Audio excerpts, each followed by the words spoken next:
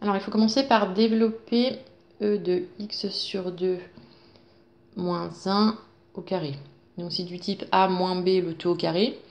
Donc, ça fait a au carré moins 2 fois a fois b, donc fois 1, et plus b au carré. Donc, c'est égal. Donc là, on multiplie les deux puissances. Donc, ça fait 2x sur 2, donc juste x. Donc, e de x moins 2 e de x sur 2 plus 1. Donc ça, c'était le petit a. Et les petits b. Déterminer la position relative de la courbe CF et CG. Donc, on sait que f de x est égal à e de x. On sait que g de x est égal à 2e de x sur 2 moins 1. Donc, on voit le lien avec ça. Puisque là, on a f de x moins g de x. Or, ça provenait de ce carré-là. Donc, du coup, ça, on sait que c'est supérieur ou égal à 0. Donc, on va partir de ça. E de x sur 2 moins 1 au carré supérieur ou égal à 0. C'est équivaut à, donc, tout ça est supérieur ou égal à 0.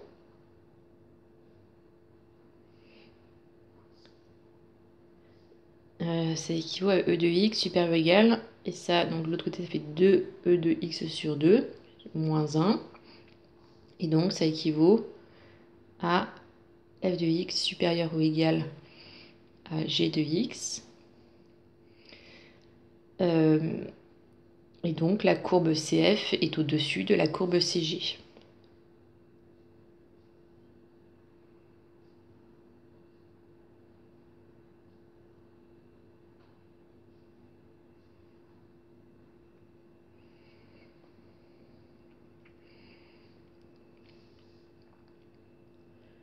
Ensuite, calculer en unité d'aire l'aire du domaine compris entre les courbes CF et CG et les droites d'équation respectives x égale 0 et x égale 1. Donc, l'aire, c'est égal à intégrale de 0 à 1, puisqu'on veut faire entre les deux droites x égale 0 et x égale 1. Et ensuite, comme on veut entre deux courbes, il faut faire la fonction de la courbe au-dessus moins celle du dessous. Donc c'est ce qu'on avait vu ici. Donc il faut faire absolument f de x moins g de x et pas l'inverse.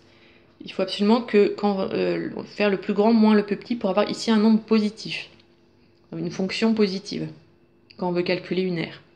Donc on va repréciser sur R, f de x est supérieur ou égal à g de x. Donc, l'aire, c'est intégrale de 0 à 1, f de x moins g de x dx. Donc, du coup, on a... donc, il faut calculer cette intégrale. Donc, ça fait intégrale de 0 à 1. Donc, f de x moins g de x, ça fait e de x moins 2e de x sur 2 plus 1 dx. Donc, on cherche une primitive. Donc, primitive de e de x, c'est e de x. Après, une primitive de 2e de x sur 2. Donc ça, on va le faire, je vais le faire à part. Donc, on sait que... Je vais faire un petit tableau. La formule qu'on connaît, c'est que si on a u' e de u, la primitive, c'est e de u. Donc là, le u, c'est x sur 2. Donc, x sur 2 et u', donc c'est 1 demi. Donc si on a 1 demi e de x sur 2, la primitive, ce sera e de x sur 2. Or là, on a moins 2e de x sur 2, on n'a pas un demi. Donc du coup, là, je vais multiplier tout ça par moins 2 pour avoir moins 2, mais je vais le rediviser par 2. Par moins 2, pardon. Et pareil ici. Non, je vais plutôt repartir, ça sera plus simple. Ouais, donc là, c'est l'application directe de la formule. Si on a 1 demi e de x sur 2, c'est pile u' de x, donc la primitive, c'est e de u. Alors maintenant, le problème, c'est qu'on voudrait, nous, la primitive de moins 2 e de x sur 2. Donc, ce qu'on aimerait bien avoir, c'est 1 demi. Donc du coup, je vais multiplier 2 sur 2. Je vais multiplier ça par 2 sur 2 parce que ça fait 1. Donc ça ne change pas par rapport à cette fonction-là. Ça et ça, c'est la même. Sauf que là, ça, c'est ce qu'on avait là. Donc en fait, ça c'est égal à moins 4 fois 1 demi de e de x sur 2.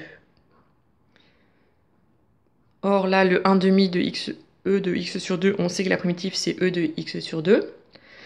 Et donc, on n'a plus qu'à laisser le moins 4. Et la primitive de ça, on sait que c'est e de x sur 2. Donc, du coup, la primitive de moins 2 e de x sur 2, c'est moins 4 e de x sur 2.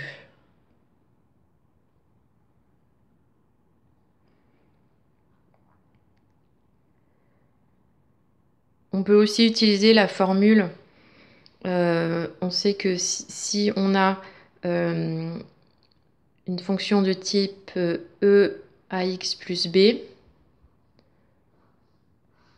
une primitive de ça, c'est 1 sur a e ax plus b.